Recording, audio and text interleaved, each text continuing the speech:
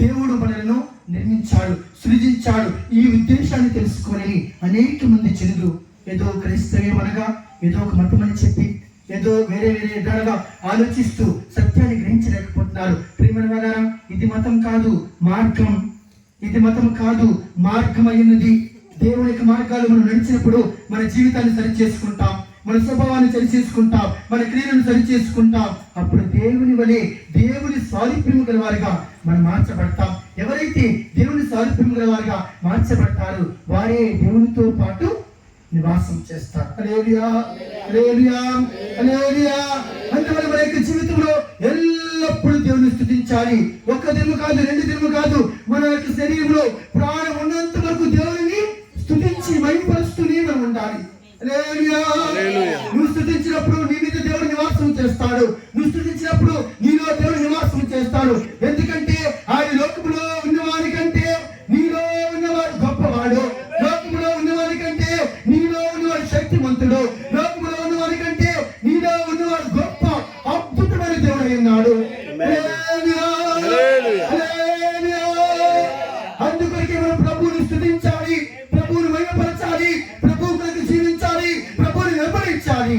ఆ విధంగా చేసిన వారిని నిశ్చయంగా దేవుడు బలపరుస్తాడు. హల్లెలూయా, హల్లెలూయా, హల్లెలూయా, హల్లెలూయా. అందువల్ల ప్రతి దినము ఏం చేయాలి? కృతజ్ఞత హృదయముతో దేవునిని కృతజ్ఞత హృదయముతో ఆయన గుమ్మాల్లో మనం ఏం చేయాలి? ప్రవేశించాలి. హల్లెలూయా, హల్లెలూయా. మనం ఆయన చేత పుట్టించబడిన జన్మని ఇంకొక వాక్యం చదవండి. 100వ కీర్తనకు మాట చదువుతున్నాం. మనం ఆయన చేత చదవండి. 3వ వాక్యం చదవండి.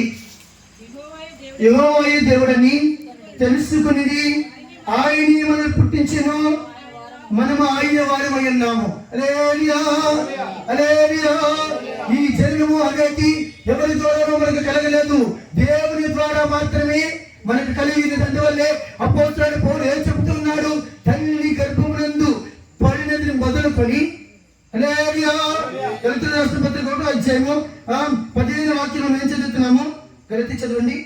1:15 చదవండి. 15 ఆయనను తల్లి గర్భము మందు పడినది మొదలుకొని నన్ను ప్రత్యేకపరిచి తన కృప చేత నన్ను పిలిచిన దేవుడు నేను అన్ని జనుల్లో తన కుమారుని ప్రకటింపవలెను. హల్లెలూయా, హల్లెలూయా.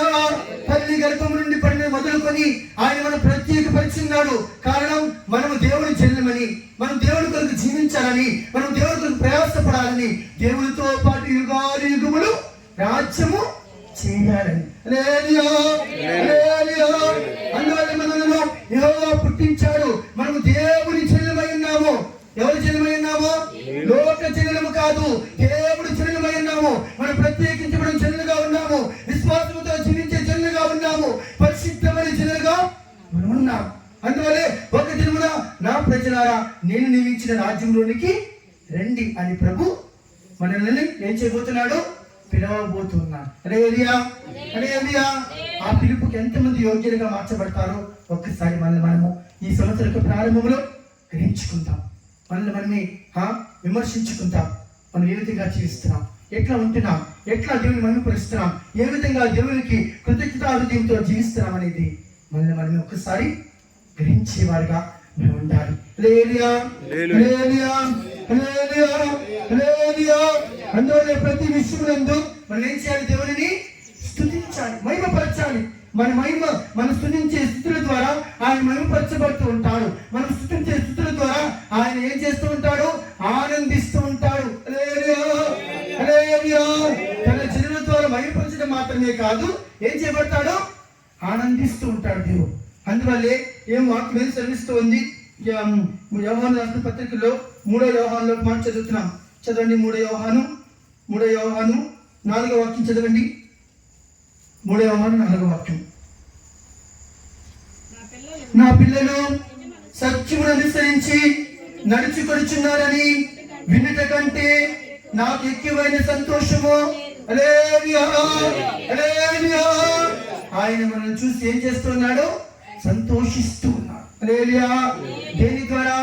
సత్యమును అనుసరించడం ద్వారా. ఎందుకని? ఈ సత్యం మన జీవితంలో ఏం చేస్తుంది? విడిపిస్తుంది. బంధకముల నుండి, ఈ సత్యమును స్వతంత్రంగా మారుస్తుంది. ఈ సత్యం అనేది మనం ఏం చేస్తుంది? సత్యమును ఆచరించి జనులు పరలోకములో గుమ్మములో ప్రవేశించినట్లు ద్వారములను తీయుడి. హల్లెలూయా. యెషయా 26వ అధ్యాయంలో మనం ఏం చదువుతున్నాము? 26వ అధ్యాయం 2వ వాక్యంలో సత్యమును ఆచరించి నీతి గల జనులు ప్రవేశించినట్లు ద్వారములను, హల్లెలూయా, సత్యము విడిపిస్తుంది, సత్యము మనకు సహాయం చేస్తుంది, సత్యమును స్వతంత్రంగా మార్చుతుంది, సత్యము మనల్ని ఏం చేస్తుంది? పరలోకములో ప్రవేశపెడుతుంది. హల్లెలూయా, హల్లెలూయా. అందువల్ల యేసు ఏం చెప్పి ఉన్నారు? నేనే మార్గము జీవము సత్యమునై ఉన్నాను. హల్లెలూయా, హల్లెలూయా. కాబట్టి దేవుడు వెంబడించిన మనము ఎల్లప్పుడూ సత్యము మార్గములో మనం నడుచుకోవాలి. ఆయన అడుగు జాడల్లో మనము నడుచుకోవాలి. ఇది కృతజ్ఞత హృదయముతో స్తుతించే వారికి మాత్రమే సాధ్యమవుతుంది, అందరికీ సాధ్యం కాదు. హల్లెలూయా, హల్లెలూయా, హల్లెలూయా. ఉత్సాహంతో చెప్పండి హల్లెలూయా. కృతజ్ఞతార్థంతో చెప్పండి హల్లెలూయా, హల్లెలూయా, చెప్పండి హల్లెలూయా, హల్లెలూయా. ఈ సంవత్సరం అంతా నేను దేవుని స్తుతిస్తానని చెప్పి మీ పక్క వారితో చెప్పండి. ఈ సంవత్సరం అంతా నేను దేవుని స్తుతిస్తాను. ఈ సంవత్సరం కృతజ్ఞతార్థంతో దేవుని స్తుతిస్తాను. సంవత్సరం అంతా దేవుని స్తుతిస్తాను. హల్లెలూయా, హల్లెలూయా. ఈ సంవత్సరం అంతా దేవుని స్తుతించాలి.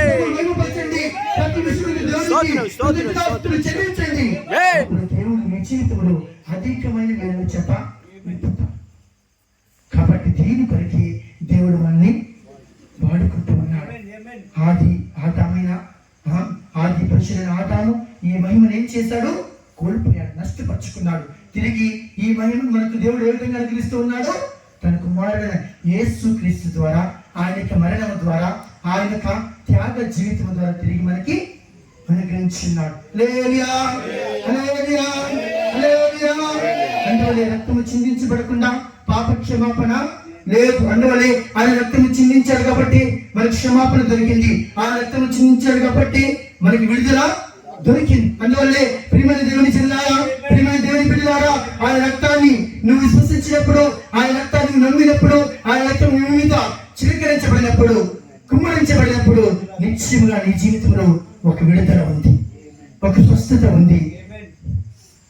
కాబట్టి మనము ప్రభువుని స్తుతించాలి, ప్రభువుని మహిమపరచాలి, ప్రభువు కొరకు మనం జీవించాలి. ఇదే దేవుడు మన దగ్గర నుండి ఎదురు చూస్తున్నాడు. దానికి మనం ఏం చేయాలి? యథార్థంగా ఉండాలి. ఏం చేయాలి? దేవుని సంతోషపెట్టే వారికి మనం ఉండాలి. హల్లెలూయా, హల్లెలూయా, హల్లెలూయా. కృతజ్ఞత హృదయముతో మనము ఉండాలి. కృతజ్ఞత లేనివారు దేవునిని స్తుతించలేదు. కృతజ్ఞత లేనివారు దేవునిని స్తుతించలేదు. కృతజ్ఞత హృదయముతో, యథార్థ హృదయముతో మనము జీవించాలి. అప్పుడే దేవుడు మన జీవితాన్ని అంగీకరిస్తాడు. అందువల్లే మనం యేసుని విశ్వసించి, యేసుని అంగీకరించి, యేసు కొరకు ఎవరైతే జీవిస్తారో వారి జీవితంలో ఇటువంటి ఒక మహిమతో కూడిన కనుభవాన్ని దేవుడు దయచేయబోతున్నారు. ఇటువంటి మహిమతో కూడిన సహాయాన్ని దేవుడు దయచేయబోతున్నారు. అందువల్ల ఈ సంవత్సరం అంతా కూడా మనం ఏం చేయాలి? దేవుని ఏ విధంగా కృతజ్ఞత, హల్లెలూయా, ఏ విధంగా స్తుతించాలి? దేవుని స్తుతించాలి, కృతజ్ఞత హృదయంతో స్తుతించాలి. మనము ఆయన వారిగా కనబడాలి. ఎవరి వారిగా? దేవుని పిల్లలుగా మనము కనబడాలి. హల్లెలూయా. మన ప్రవర్తనలో, మాటలో, క్రియలో, సమస్త విషయాల్లో కూడా దేవుని యొక్క పిల్లలుగా మనం కనబడాలి. ఆ విధంగా ఎవరైతే కనబడతారో వారే లోపము లేని వారిగా ఎక్కడ కనబడతారో? లోపము లేని వారిగా కనబడతారో దేవుని యొక్క రాజ్యంలో కనబడతారు. అందువల్లే మన యొక్క జీవితంలో మనం ఏం చేయాలి? దేవుని స్తుతించి దేవుని మహిమపరిచే వారికి ఉన్నప్పుడు అక్రమములు, కొరతలు, బలితలు అన్ని కూడా తొలగించబడతాయి. ఎందుకంటే చూడండి, ఏదైనా ఒక నదిలో నీరు ప్రవహించకుండా ఆగిపోతే మన జీవితంలో కోపం, అసూయ, ద్వేషమైన స్వభావాలు ఏమైపోతాయి? హృదయంలోనే నిలిచిపోతాయి. దేవుని స్తుతించి ఆత్మచేత నింపబడి బలపరచబడినప్పుడు ఎటువంటి మార్గంలో నడిచి